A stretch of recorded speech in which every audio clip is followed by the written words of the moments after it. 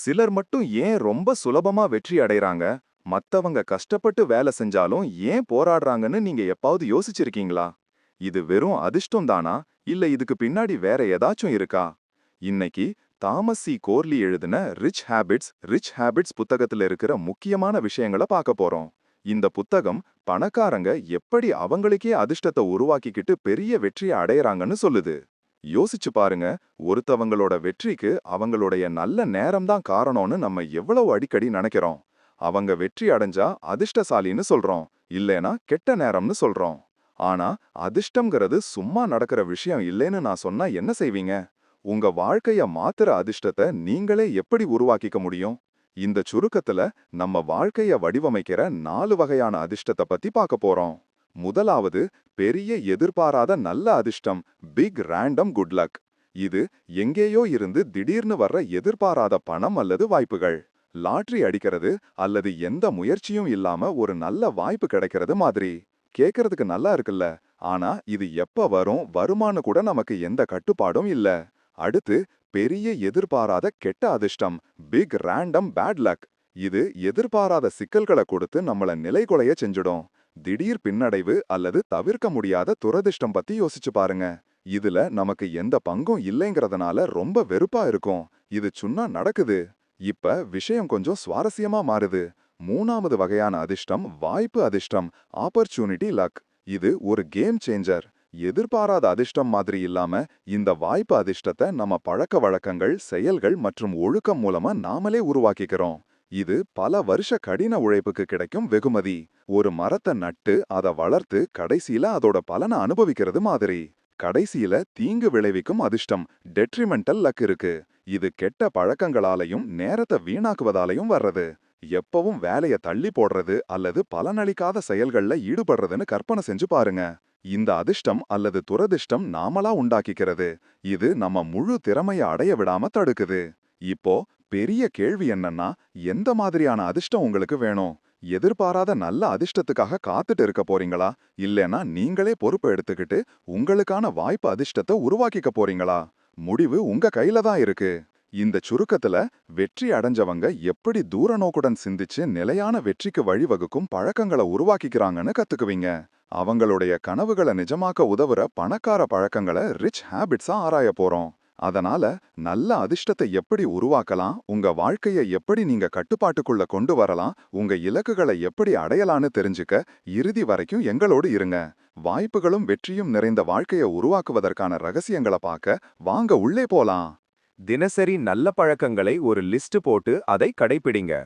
ரேசா என்ற ஒரு காலேஜ் மாணவி யூடியூப்ல பிளாகர்ஸை பார்க்கிறது ரொம்ப பிடிக்கும். ஒரு நாள் அவளுக்கு பிடிச்ச யூடியூபர் ஒருத்தவங்க வெற்றி அடையறதுக்கான பழக்க வழக்கங்கள் அடங்கிய ஒரு வீடியோவை போட்டாங்க. அந்த வீடியோவை பார்த்து உற்சாகம் அடைஞ்ச ரேசா அந்த பழக்கங்கள் எல்லாத்தையும் அப்படியே காப்பி அடிச்சு தன்னோட வாழ்க்கையில கடைபிடிக்க ஆரம்பிச்சா. ஆரம்பத்துல ரேசாவுக்கு ரொம்ப சந்தோஷமா இருந்துச்சு. இந்த சவாலை ஏத்துக்கிட்டது அவளுக்கு ரொம்பவே த்ரில்லா இருந்துச்சு. ஆனா சில நாட்கள்லயே சில பழக்கங்களை தவிர்க்க ஆரம்பிச்சா. கடைசியில எல்லாத்தையும் விட்டுட்டா. ஆனா ஏன் இப்படியாச்சு? இதுக்கு பின்னாடி சில காரணங்கள் இருந்தன. அந்த வேலைகள் அவளோட தனிப்பட்ட வாழ்க்கை முறைக்கோ ஆர்வங்களுக்கோ ஒத்துப்போகல. அந்த பழக்கங்களை விடாம தொடர்ந்து கடைபிடிக்கிறதுக்கு அவளுக்கு போதுமான ஊக்கமில்லை. இது ஒரு முக்கியமான விஷயத்தை காட்டுது. எல்லாருக்கும் பொருந்தக்கூடிய ஒரு பொதுவான நல்ல பழக்கங்களின் லிஸ்ட்னு எதுவுமே இல்ல. உங்களுக்கு உண்மையிலேயே பலன் கொடுக்கக்கூடிய பழக்கங்களை உருவாக்க நீங்க உங்களோட சொந்த பயணத்தை ஆரம்பிச்சு உங்க வாழ்க்கை முறைக்கு தகுந்தாற்போல் ஒரு தனிப்பட்ட பழக்கங்களின் லிஸ்டை உருவாக்கணும். இதை நீங்க எப்படி செய்யலாம்னு இங்க இருக்கு. உங்க இப்போதைய வழக்கத்தை கண்டுபிடிங்க. முதல்ல உங்க தினசரி வழக்கத்தை கவனிக்க ஆரம்பிங்க. ஒவ்வொரு மணி நேரமும் நீங்க செய்யற வேலைகளை ஒரு லிஸ்ட் போடுங்க. நாள் முடிவில் அதை பற்றி யோசிங்க.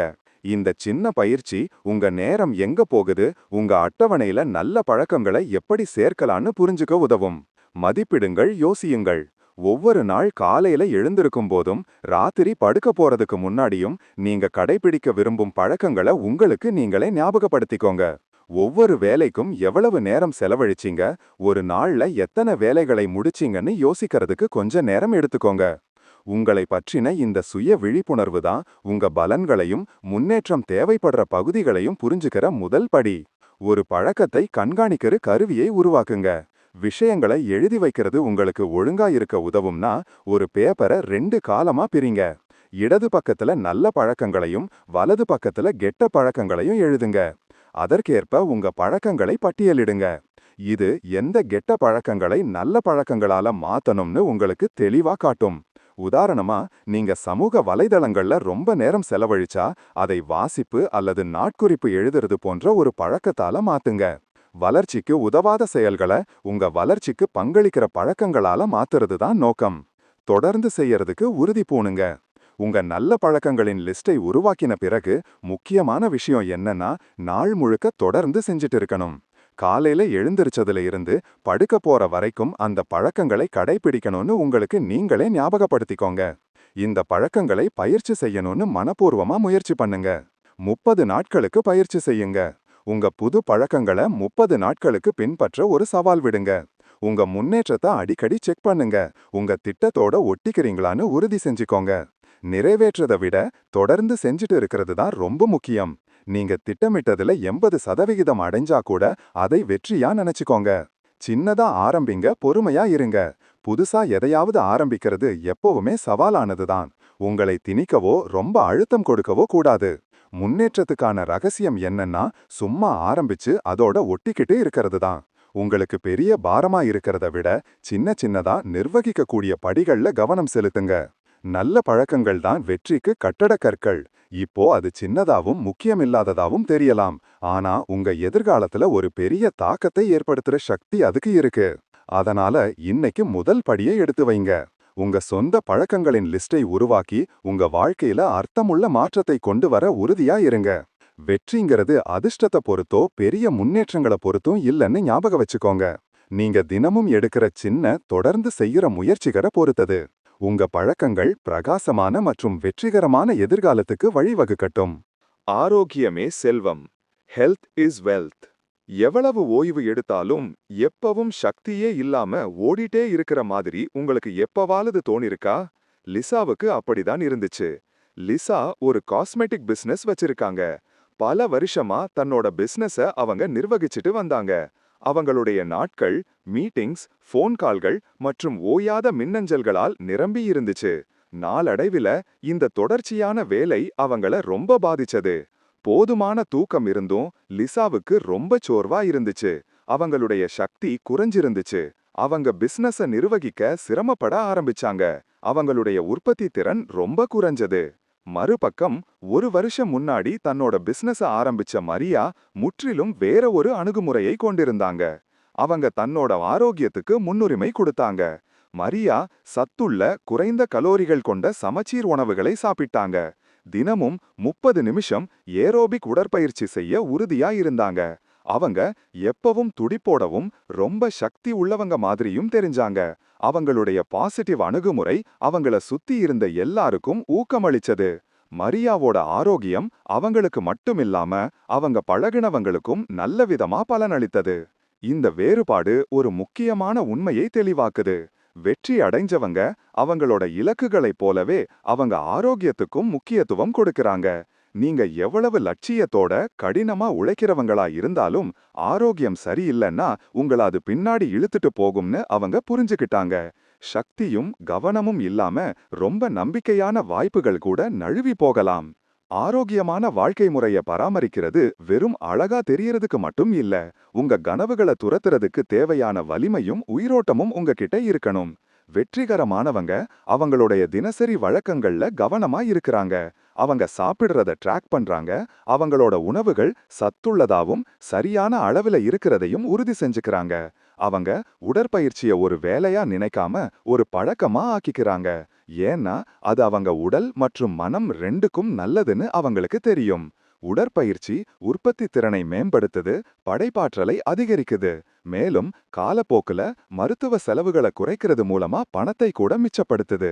அவங்கள பொறுத்தவரை ஆரோக்கியம்ங்கிறது வாழ்க்கையின் எல்லா பகுதியிலும் பலன் தரக்கூடிய ஒரு முதலீடு. இதற்கு மாறாக நிறைய பேர் தொடர்ந்து கடைபிடிக்க சிரமப்படுறாங்க. விளம்பரங்கள் அல்லது பிரபலங்கள் போன்ற வெளிப்புற தூண்டுதல்களால உற்சாகமடைஞ்சு அடிக்கடி பெரிய இலக்குகளை நிர்ணயிக்கிறாங்க. ஆனா ஆரோக்கியம் ஏன் முக்கியம்னு ஆழமான புரிதல் இல்லாததுனால அவங்களுடைய ஊக்கம் சீக்கிரம் குறைஞ்சிடுது. பழைய பழக்கங்களுக்கே திரும்பி போறது ரொம்ப ஈஸி. தொடர்ந்து செய்யறதும் உறுதிப்பாடும் தான் வெற்றிகரமா இருக்கிறவங்களையும் போராடுறவங்களையும் பிரிச்சு காட்டுது.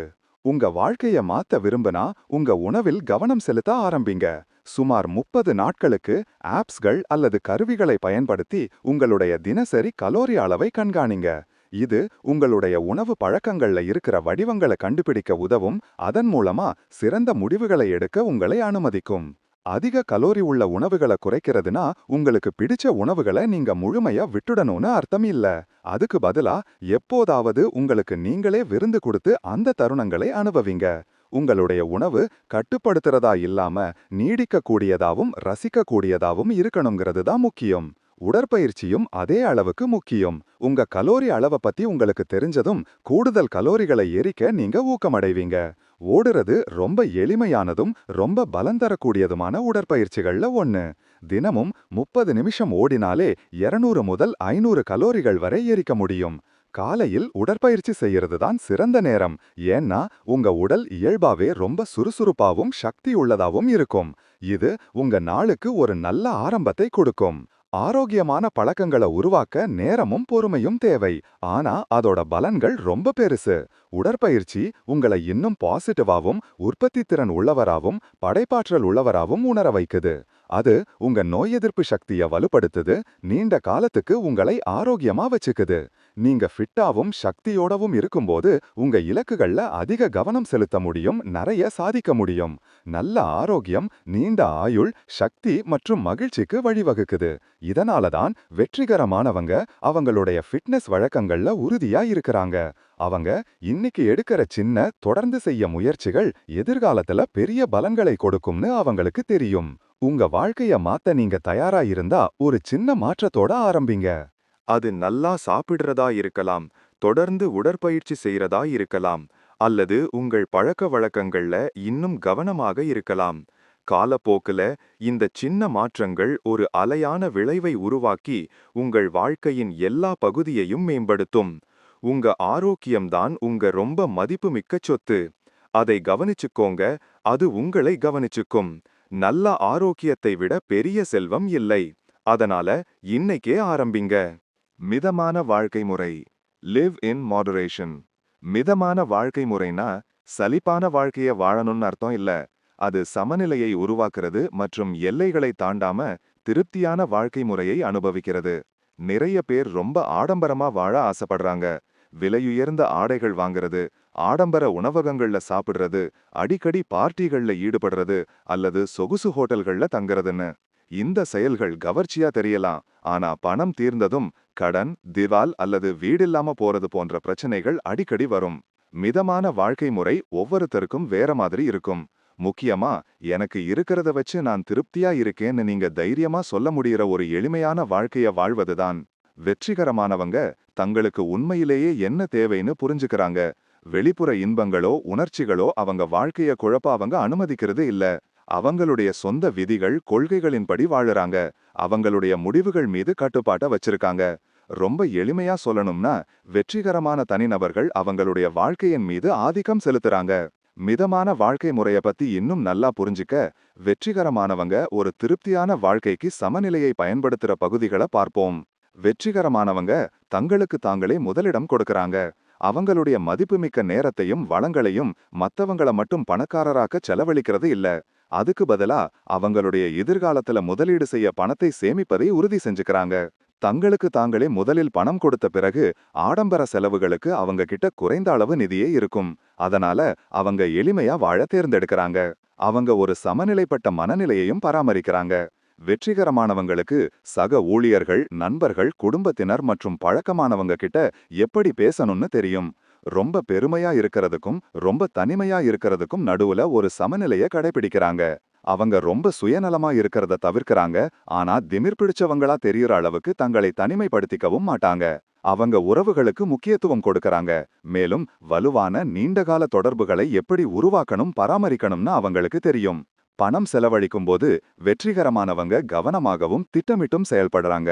விலையுயர்ந்த பொருட்கள்ல பணத்தை செலவழிக்கிறது எப்போவும் புத்திசாலித்தனம் இல்லைன்னு அவங்க புரிஞ்சுக்கறாங்க. மேலும் ரொம்ப முக்கியமான விஷயங்களுக்காக சேமிப்பதற்கு முன்னுரிமை கொடுக்கறாங்க. வாரன் பஃபெட்ட ஒரு உதாரணமா எடுத்துக்கோங்க.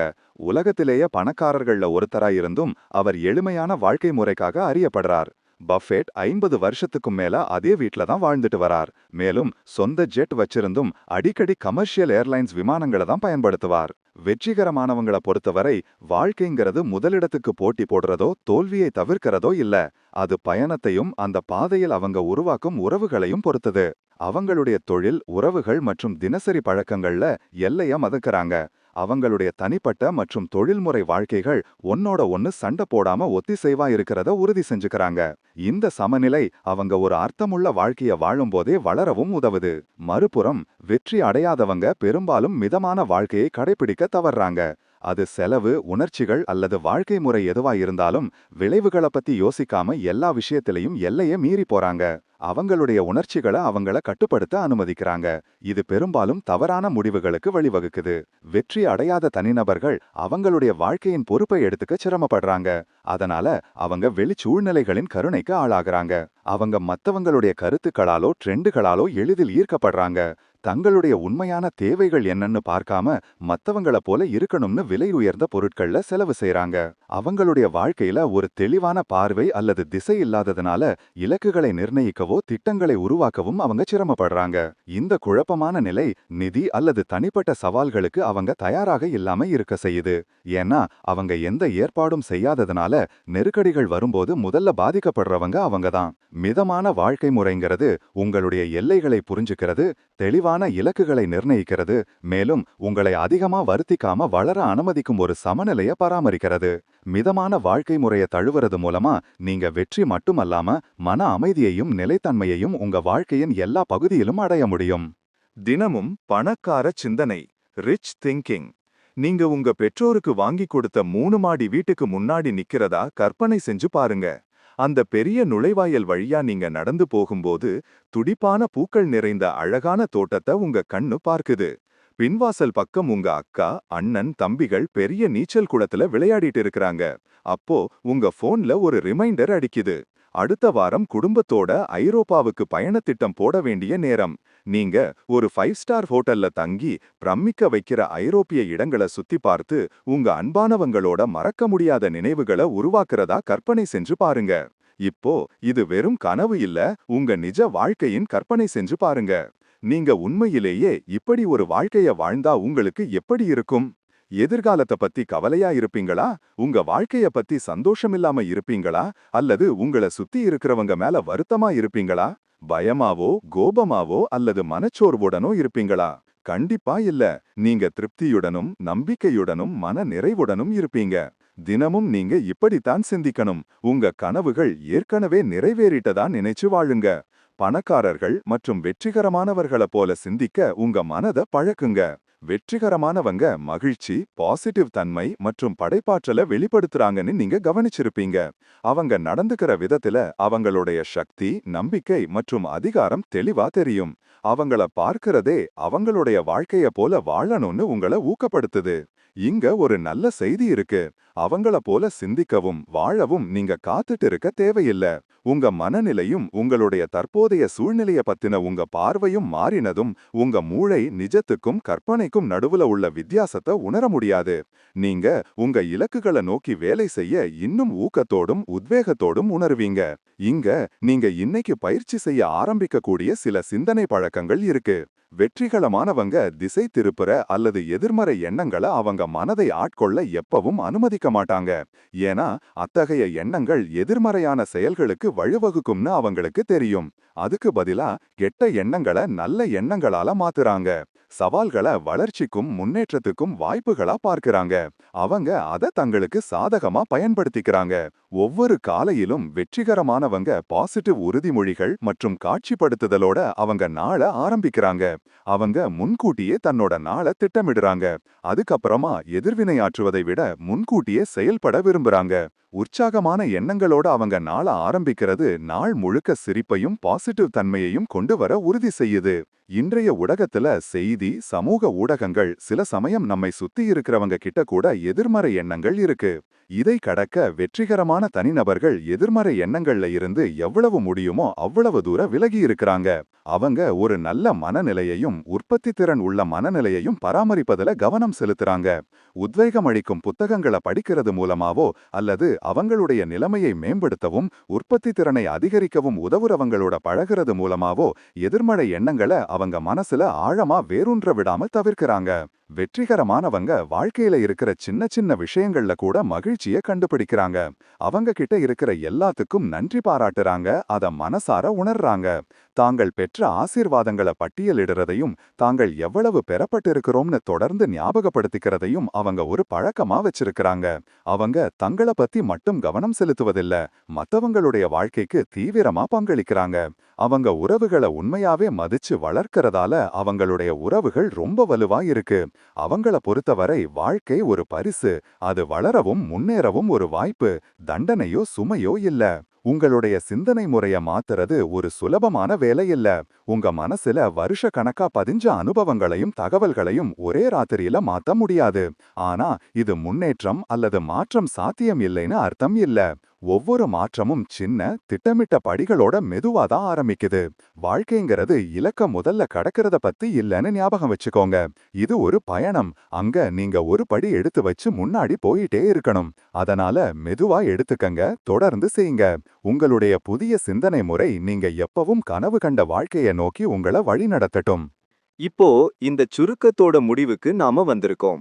வெற்றியை உருவாக்குற பழக்க வழக்கங்களை பத்தி நாம கத்துக்கிட்ட எல்லாத்தையும், பணக்காரங்களையும் மத்தவங்களையும் பிரிச்சு காட்டுற சின்ன தொடர்ந்து செய்யற முயற்சிகளை பத்தி யோசிக்க கொஞ்ச நேரம் எடுத்துக்கலாம். முக்கியமான எதுவும் விடுபட்டு போகாம இருக்க இந்த முக்கிய பாடங்களை மறுபரிசீலனை செஞ்சு உறுதிப்படுத்திக்கலாம். முதல்ல நல்ல பழக்கங்களை உருவாக்குறது மற்றும் அதை தொடர்ந்து பயிற்சி செய்யறது எவ்வளவு முக்கியம்னு பார்த்தோம். தினசரி பழக்கங்கள் எவ்வளவு சின்னதா இருந்தாலும் உங்க எதிர்காலத்தை வடிவமைக்கிற சக்தி கொண்டது. உங்க வழக்கங்களை கவனிச்சு மேம்படுத்துறது மூலமா நீங்க உங்க இலக்குகளை நோக்கி நெருங்கி போறது மட்டுமல்ல, உங்களை பத்தியும் ஆழமா புரிஞ்சுக்கிறீங்க. அடுத்து சரியான உணவு மற்றும் உடற்பயிற்சி வழக்கத்தை பராமரிப்பதன் முக்கியமான பங்கு பத்தி பேசினோம். வெற்றிங்கிறது வெளிப்புற சாதனைகளை பத்தி மட்டும் இல்ல, அது தனிப்பட்ட வளர்ச்சியையும் உள்ளடக்கியது. உடல் மற்றும் மனரீதியான ஃபிட்னஸ் நீண்டகால வெற்றிக்கு முக்கியமான பகுதிகள். இது உங்களை திறமையாகவும் கவனமாகவும் சக்தியோடும் இருக்க உதவுது. அதுக்கப்புறமா மிதமான வாழ்க்கையின் சக்திய பத்தி கத்துக்கிட்டோம். ஒரு சமநிலைப்பட்ட வாழ்க்கை தேவையற்ற அழுத்தம் அல்லது சமரசம் இல்லாம உங்க தனிப்பட்ட மற்றும் தொழில்முறை சாதனைகளை அனுபவிக்க உங்களை அனுமதிக்குது. மிதமான வாழ்க்கை உண்மையிலேயே முக்கியமான விஷயங்கள்ல கவனம் செலுத்த உதவுது. மேலும் தெளிவோடும் கட்டுப்பாடோடும் வாழ உங்களுக்கு சக்தி அளிக்குது. அதுக்கப்புறமா மிதமான வாழ்க்கையின் சக்தியை பத்தி கத்துக்கிட்டோம். ஒரு சமநிலைப்பட்ட வாழ்க்கை தேவையற்ற அழுத்தம் அல்லது சமரசம் இல்லாம உங்க தனிப்பட்ட மற்றும் தொழில்முறை சாதனைகளை அனுபவிக்க உங்களை அனுமதிக்குது. மிதமான வாழ்க்கை உண்மையிலேயே முக்கியமான விஷயங்கள்ல கவனம் செலுத்த உதவுது. மேலும் தெளிவோடும் கட்டுப்பாடோடும் வாழ உங்களுக்கு சக்தி அளிக்குது. கடைசியில பணக்கார சிந்தனையின் ரிச் திங்கிங் முக்கியத்துவத்தை ஆழமா பார்த்தோம். உங்க மனநிலைய மாற்றுறது மற்றும் நீங்க விரும்பும் முடிவுகளை காட்சிப்படுத்துறது மூலமா நீங்க சவால்களை வாய்ப்புகளா மாத்தலாம். ஒரு பாசிட்டிவ் கண்ணோட்டத்தை உருவாக்கலாம், மேலும் நீங்க செயல்பட உங்களை நீங்களே ஊக்கப்படுத்திக்கலாம். பணக்கார சிந்தனை தான் உற்பத்தி திறன், பாசிட்டிவ் தன்மை மற்றும் நீண்டகால வெற்றிக்கு அடிப்படை. வெற்றிக்கான பயணம் தொடர்ந்து போயிட்டு இருக்கும். ரகசியம் என்னன்னா தொடர்ந்து முன்னோக்கி அடியெடுத்து வைக்கிறது தான். நீங்க சவால்களையோ சுய சந்தேகத்தின் தருணங்களையும் சந்திக்கலாம். ஆனா உங்க வாழ்க்கைய மாற்ற சக்தி உங்களே தான் இருக்குன்னு ஞாபகம் வச்சுக்கோங்க. நீங்க விரும்பும் மாற்றத்தை உருவாக்க வேற ஒருத்தருக்காக காத்துட்டு இருக்காதீங்க. நீங்க தான் உங்களுடைய சொந்த பயிற்சியாளர். வெற்றிங்கிறது நீங்க இன்னைக்கு எடுக்கிற முடிவுகள்ல தான் ஆரம்பிக்குது. அதனால உங்களை நீங்களே சந்தேகிக்கிறத நிறுத்துங்க. ஒரு வெற்றிகரமான நபரை போல சிந்திக்க ஆரம்பிங்க. உங்க எதிர்காலத்தை கட்டுப்பாட்டுக்குள் கொண்டு வாங்க. உங்க கனவுகளை அடைய உங்களுக்கு தேவையான எல்லாமே உங்களே தான் ஏற்கனவே இருக்கு. இந்த பாடங்களை ஏத்துக்கோங்க, செயல்படுங்க. உங்களுடைய பணக்கார மற்றும் திருப்தியான வாழ்க்கைக்கான பயணம் ஆரம்பிக்கட்டும். தாமஸ் சி கோர்லியின் ரிச் ஹேபிட்ஸ் என்ற இந்த சுருக்கத்தை கேட்டதற்கு நன்றி. வெற்றிங்கிறது நீங்க வளர்க்கும் பழக்கங்கள் மற்றும் தினமும் எடுக்கிற தொடர்ச்சியான முயற்சிகளால் உருவாக்கப்படும்னு ஞாபகம் வச்சுக்கோங்க.